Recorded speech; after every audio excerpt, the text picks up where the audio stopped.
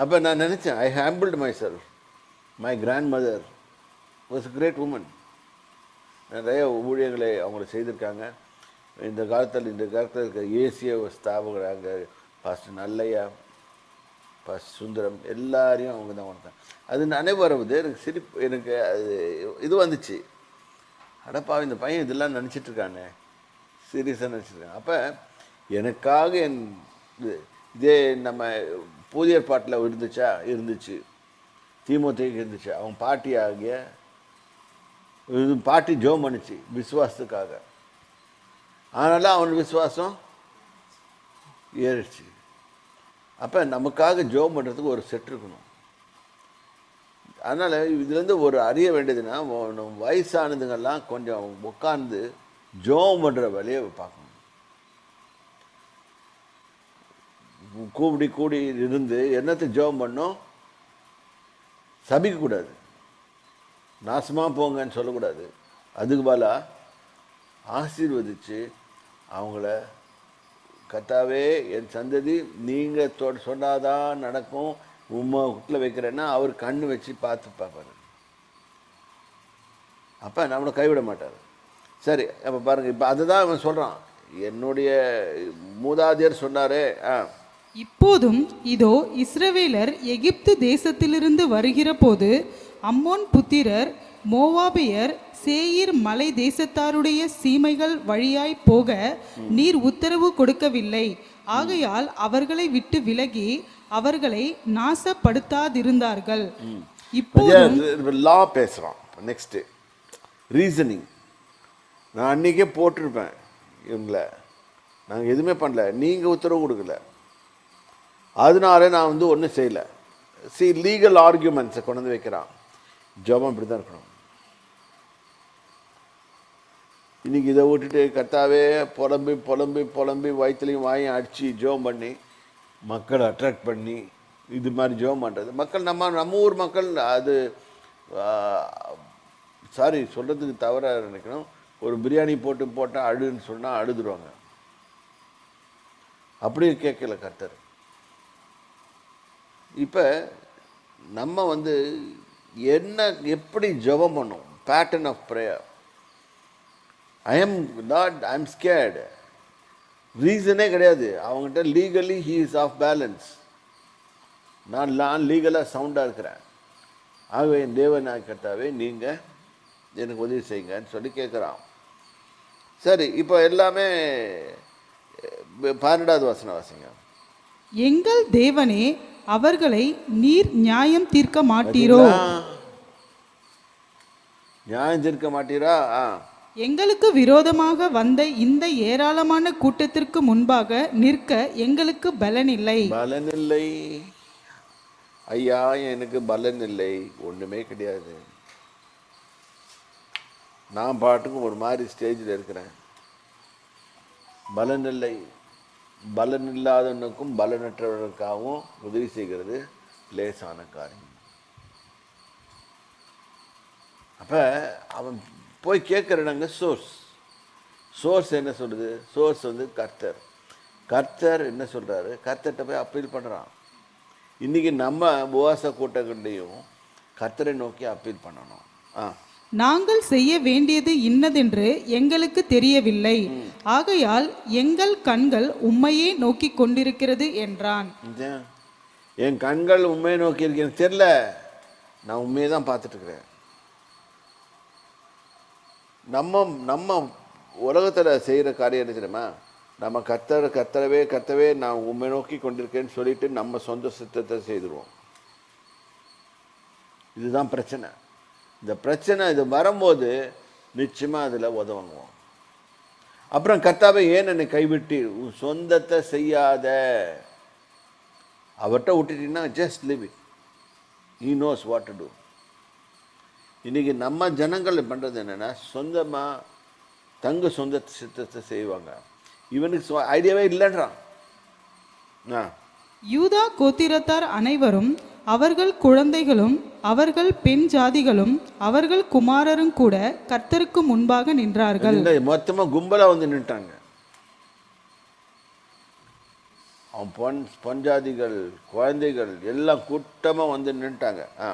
அப்பொழுது சபையின் நடுவில் இருக்கிற மத்தினியாவின் குமாரனாகிய ஏயலின் மகனான பெனாயாவுக்கு பிறந்த சகரியாவின் புத்திரன் யாகாசியேல் என்னும் ஆசாபின் புத்திரரில் ஒருவனான லேவியன் மேல் கர்த்தருடைய ஆவி இறங்கினதினால். பார்த்தீங்களா, இது ட்ராக் டவுன் பண்ணுறாங்க. யார் மேலே கர்த்தருடைய ஆவி யார் மேலேயும் இருக்கும்.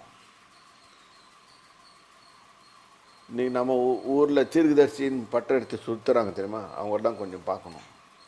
இவன் தீர்க்கதரிசி லிஸ்ட்லேயே வரல. நல்லா யோசனை பண்ணுங்க. இவனுக்கு தீர்க்கதரிசியே கிடையாது, ஒரு லேவியன். இவன் வேலை என்ன? ஆசிரியப்பு கூட இடத்துல வேலை செய்ய வேண்டியது. அவன் மேலே இறங்குனது. கர்த்தருடைய ஆவி இறங்கினதினால் அவன் சொன்னது, சகல யூதா கோத்திரத்தாரே, எருசலேமின் குடிகளே, ராஜாவாகிய யோசபாத்தே கேளுங்கள். நீங்கள் அந்த ஏராளமான கூட்டத்திற்கு பயப்படாமலும். இந்த ஒரு வார்த்தை தான் வேணும், பயப்படாத, நான் உன்னோட கூட இருக்கிறேன்.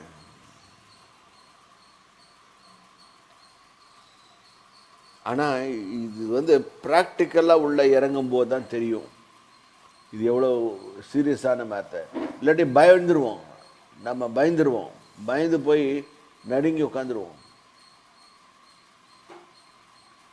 இப்போ நம்ம உலக பிரகாரமாக இப்போ கடன்காரன் வந்து நின்ட்டான்னு வச்சுக்கோங்க.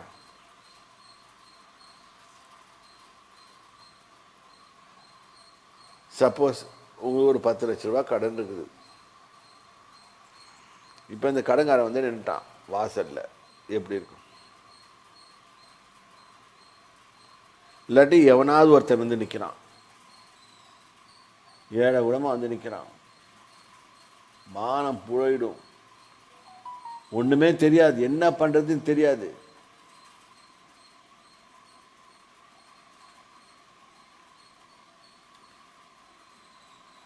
இப்போ என்ன பண்ணணும்?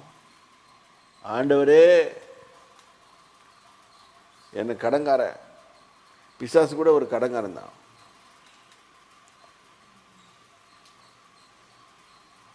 அவனும் கடன் தீர்க்க தான் வருவான். நம்ம தான் தப்பு பண்ணோம்னா அவன் கணக்கு வச்சுருப்பான். அந்த கணக்கு போட்டு நேராக வந்து நிற்பான் முன்னால். ஐயோ, நீ அந்த வேலை பண்ணல, வா நிற்கிறேன். இப்போ இவன் என்ன சொல்கிறான்? பயப்படாதீங்க, நீங்கள் ஜெபம் பண்ணிட்டேங்க, சகாயம் அடியும்படி இஸ்ரவேலின் பரிசுத்தத்தை நோக்கிட்டீங்க, போதும், அவர் பார்த்துக்குவார். நம்மளுக்கு இப்படி யாராவது சொன்னாங்கன்னா நம்பிக்கை வருமா வராதா? இதுதான் பாயிண்ட். Faith gets created. அவன் பாட்டுக்கு ஏதாவது சொல்லிட்டு போயிடுறான்.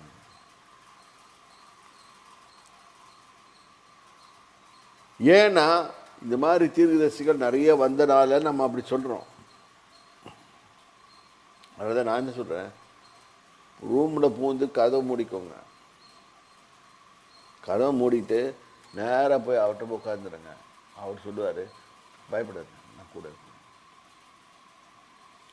He is God of the mountain and still God in the valley. Same God. நம்ம கஷ்டமான பகுதியில் போகும்போது அவர் தான் கடவுள். நம்ம உயரமாக போயிருந்து பறகதி ரத்தம் ரெக்கை அடித்து பறந்து கொண்டு இருக்கிறோமே பிளேனில் போகும்போதும் He is a God. பயப்படாத. அவர் இன்டல் முதல் சொல்கிறாரு, நீ இந்த இடத்துல தான் மீட் பண்ணுவீங்கன்னு சொல்கிறாரு. நீ இப்படி போவ, நீ இந்த மாதிரி போகிற, இந்த இடத்துல மீட் பண்ணுற. படிங்கம்மா. பயப்படாமலும் கலங்காமலும் இருங்கள் என்று கர்த்தர் உங்களுக்கு சொல்லுகிறார்.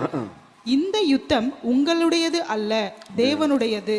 அப்போ தேவனுடைய யுத்தம் தேவன்கிட்ட விட்டுருங்க. தேவனுடைய யுத்தத்தை தேவன்கிட்ட விட்டுட்டு நீங்கள் போய் நோண்டாதீங்க. நீங்கள் மக்களுக்குள்ள பிரச்சனையே காரணம் தெரியுமா? தேவன் எப்படி செய்வார் அதை அப்படின்னு ஆராய்ச்சி பண்ணுறது. ஐயோ, அவர்கிட்ட தான் விட்டுட்டு அவர் யோசனை பண்ணுற மாதிரி உன்னால் யோசனை பண்ணவே முடியாது. உனக்கு யோசனை பண்ணணும்னா நீ யாருன்றதை உணர்ந்துக்கோ.